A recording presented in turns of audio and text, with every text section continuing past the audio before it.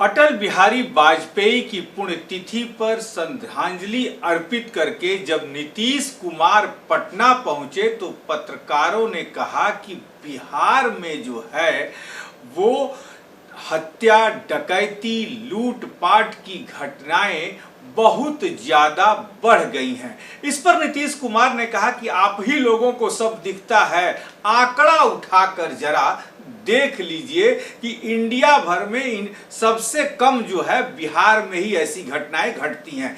लेकिन कल जब अररिया में पत्रकार की हत्या हुई और फिर पत्रकारों ने पूछा नीतीश कुमार से कि अब आप क्या कहिएगा, तो उन्होंने कहा कि हाँ, मैं निश्चित तौर पर यह घटना की जानकारी मुझे मिल गई है और मैं वहां के अधिकारियों से बात कर लिया हूं, अपराधी निश्चित तौर पर पकड़े जाएंगे। पूरी पुलिस की टीम लगा दी गई और अपराधी जो है रातों रात पकड़ लिए गए हैं। 4 अपराधी पकड़े गए हैं जो नामजद थे। कैसे पुलिस ने पकड़ लिया? शायद ये मुख्यमंत्री ने खुद इस पर संज्ञान ले लिया था कि अपराधी पकड़ लिए गए, और जब अपराधी पकड़ लिए गए तो जदयू के प्रवक्ता हैं अभिषेक झा, वो पूरी फाइल लेकर अभी कुछ देर पहले जदयू के ऑफिस में बैठ गए थे। बिहार पुलिस का आंकड़ा क्राइम से लेकर भ्रष्टाचार दिखाने के लिए कि देखिए हमारे मुख्यमंत्री ने जो कहा था वो आंकड़े इस प्रकार से हैं, बिहार में ये आंकड़े ये आंकड़े हैं, इतना क्राइम हुआ है, इतना भ्रष्टाचार हुआ है, इतना बैंक की डकैती हुई है, इतनी महिलाओं से चैन छीना गया। पूरा आंकड़ा पत्रकारों के सामने लेकर बैठ गए।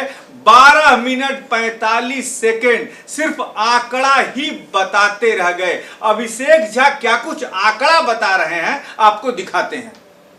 एक एक व्यक्ति इसके पीछे जो दोषी है उसे किसी भी कीमत पर बख्शा नहीं जाएगा। लगातार छापेमारी, गिरफ्तारियां हो रही हैं। दूसरा हाल का वाकया है जो अररिया से जुड़ा हुआ है, जहां एक पत्रकार साथी है, उनके घर के बाहर उनको बुलाकर गोली मार दी जाती है। हम किसी भी कीमत पर ऐसी चीजों को कतई बर्दाश्त नहीं कर सकते। अपराधियों के मनोबल को बढ़ने नहीं दे सकते। वहां के स्थानीय प्रशासन के द्वारा मीडिया को भी ब्रीफ किया गया है और आप लोगों के पास भी यह जानकारी पहुंची होगी। अगर यह जानकारी न भी है तो मैं जानकारी देना चाहता हूं कि जो हमारे पत्रकार साथी हैं जिनकी हत्या, निर्मम हत्या इस तरह से कर दी गई, उस पूरे मामले पर पुलिस ने एफआईआर दर्ज करते हुए 24 घंटे से भी कम का समय लिया। और जो नामजद अभियुक्त हैं, 4 नामजद अभियुक्त गिरफ्तार हो चुके हैं, जिनमें विपिन यादव, भवेश यादव, आशीष यादव, उमेश यादव है। आने वाले समय में जो अन्य अभियुक्त हैं उनकी भी गिरफ्तारी सुनिश्चित होगी और कठोरतम कार्रवाई की जाएगी। देखिए, 2 पहलू हैं। हम लोग दोषारोपण में यकीन नहीं रखते हैं। बिहार की जनता ने अगर हमें मौका दिया है, आदरणीय नीतीश कुमार जी के चेहरे पर हमेशा भरोसा किया है, तो यह सरकार की जवाबदेही बनती है, प्रशासन की जवाबदेही बनती है कि अगर इस तरह की घटना हो तो कठोरतम कार्रवाई की जाए। हम लोग कभी भी जवाबदेही से पीछे हटने की बात नहीं करते हैं। हर एक चुनौती को स्वीकार करते हैं कि कोई इस तरह के कृत्य में शामिल होगा और यह सोचेगा कि वो बिहार में बच जाए, तो यह कतई संभव नहीं है। तो ये थे अभिषेक झा, आंकड़े बता रहे थे कि देख लीजिए, पूरे यदि इंडिया का हम डाटा देखते हैं तो बिहार में ये कम है। जनाब, बिहार में कम है तो पत्रकारों की हत्याएं कैसे शुरू हो गई? पत्रकार की हत्या बिहार में भी होने लगी।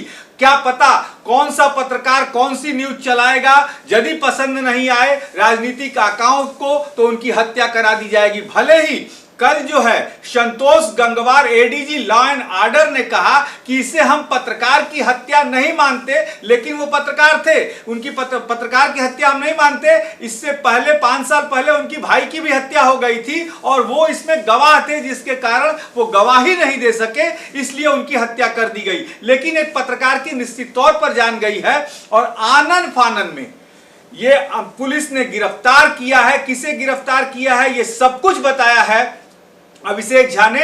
हमने सुनवाया आपको अभिषेक झा को। अब देखना यह है कि क्या विपक्षी खेमे से, या हम पत्रकारों ने भी कल जो है इनकम टैक्स चौराहे तक जुलूस निकाला था, एक राशि की मांग की थी हमने कि उनको एक राशि दी जाए, क्योंकि उनकी हत्या हो गई है, उनके पीछे उनका एक परिवार है, उनको एक राशि दी जाए। देखना है क्या कि सरकार इस पर कोई निर्णय लेती है नहीं। इन सारी खबरों पर हमारी नजर बनी रहेगी। आप बने रहिए हमारे।